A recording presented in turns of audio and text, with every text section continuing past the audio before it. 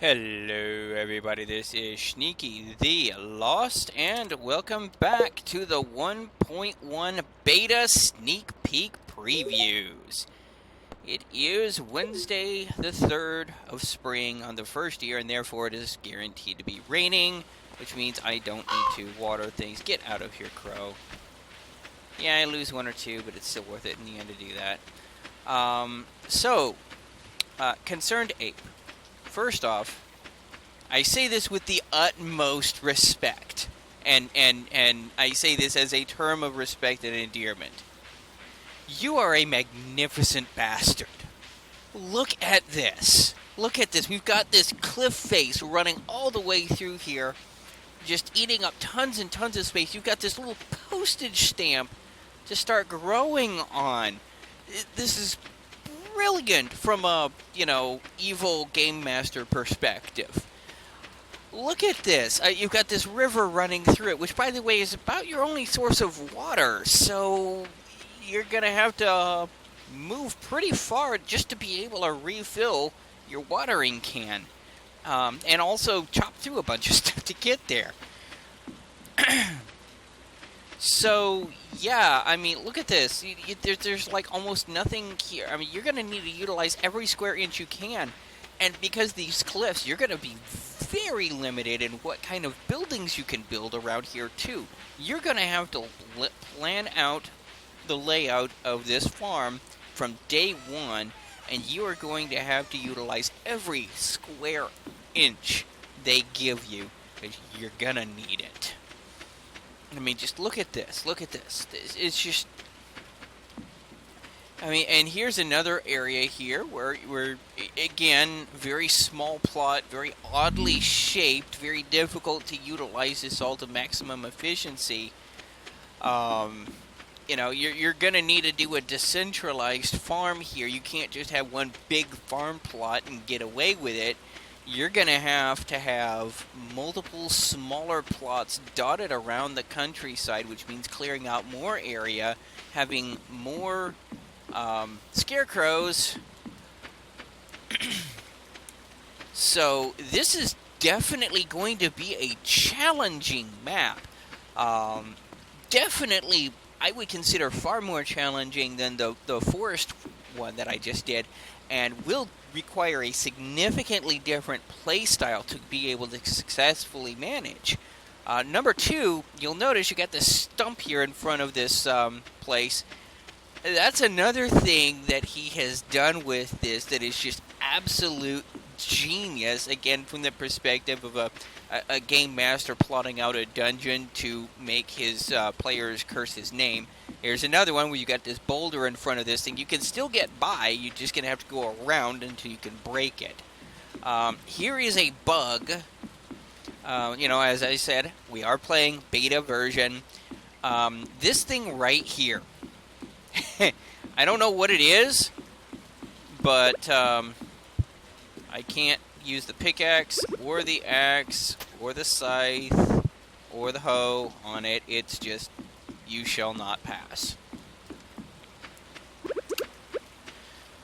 So, yeah, I mean, this is probably your biggest area to grow in, and even then, you're not looking at anything particularly huge.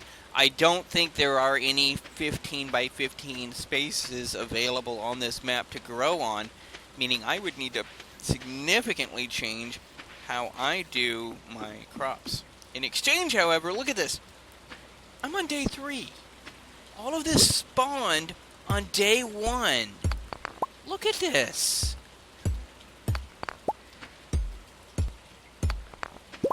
This is just... in exchange for having a postage stamp farm with lots of little plots dotted here and there along the steps. 11 copper on day 3. Mines haven't even opened yet, and I've got 11 copper. Look at this. And these things that guaranteed geode drops. Now, I don't know if that will continue increasing in value. For example, you unlock level 40 if you'll start having a chance of getting frozen geodes, etc., etc. That would be interesting if it did. Um, and again, I don't know if it would, at a later date, start spawning iron, gold, you know, whatever else might be spawning there. You notice all of these stones that are in here aren't just your regular stones. These are the ones that are guaranteed drop stone. As you know, down in the mines, a lot of those stones you'll find down there, odds are pretty good you're not going to get anything from them. But these are ones that you guaranteed to get stone from. So, yeah, that is where you are going to shine on this map. You will definitely have early upgrades very, very soon. I mean, I've already got 11 copper ore. That's half of my furnace down already on day 3. Just very, very, very significant there. Now, let's see if we can catch Robin before she goes home for the day.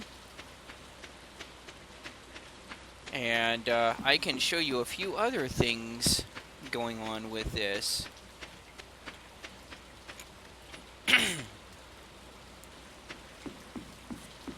But yeah, I mean, just look at that. Much of the area is just completely unusable. Either it's water or cliffs or anything like that, you know? It's just, wow. Okay, so while we're here, let's show off a couple of new buildings. First is going to be the mill. 4 cloth. Yeah, 4 cloth to make the mill. Yes, you can make flour from wheat and sugar from beets. This is cool. This means you don't have to keep buying it, and this brings a little bit of immersion to the game. I really like this. The cloth does gate it fairly. You probably won't be doing this year 1, but definitely something useful for those who like to bake. And then the shed. All it requires is 15,000 gold and 300 wood. You can decorate the interior. I haven't been able to build one yet, so I don't know how big it is on the inside, but it looks to be about the same size as a slime hutch here in the picture. Yeah. Okay, not quite as, well, almost as big as a slime hutch. Probably eats up the same footprint here as a slime hutch does.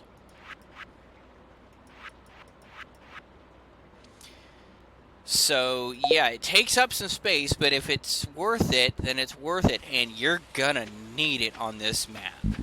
Absolutely gonna need it on this map, because you have nowhere to be able to plant. This is one where you're going to need to unlock that greenhouse as soon as possible, just so that you have places to grow. It's absolutely brilliant from a map-making design perspective. Absolutely brilliant. And I certainly tip my hat to Concerned Ape for coming up with a map like this. These rocks are coming back. Because I broke those yesterday. I know I broke those yesterday because I plotted out where I was going to wander here. And those came back.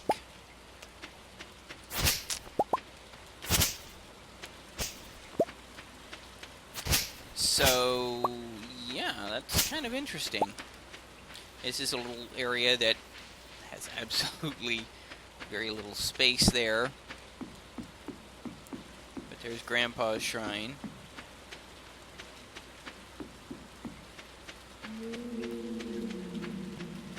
So,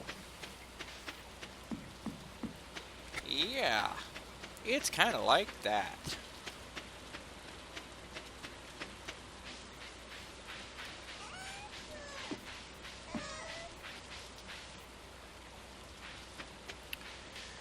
So, you know, if you are wanting a challenging map, this will fit the bill nicely. Of course, I haven't had a chance to test out the wilderness one, the one that has supposedly has monsters spawning. That's going to be next on the list of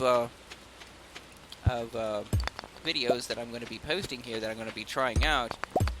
Should be interesting. Should be very interesting.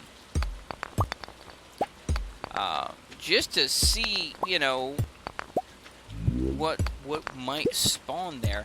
Now, the little tooltip says bats and golems. If they're talking about the little rock golems you'll find from level 30 to level 40 in the mines, they actually aren't actively hostile. But the bats are. And you don't have a sword yet. You don't get a sword until the mines unlock. That's going to be interesting. So, I'll see you there. This is Sneaky the Lost. Oh, one other thing I want to show. This is something else that is a bug report. This is bug report number 2, just from this one video. Look at this. On the left, the screen is darkening as the sun begins to set. On the right, it isn't. This is only happening so far on this particular map, on the mountain map. But, you know, that's the problem with beta build. It's kind of our job to find things like this and report them to Concerned Ape so he can get them fixed. Anyways, this is Sneaky the Lost, signing off.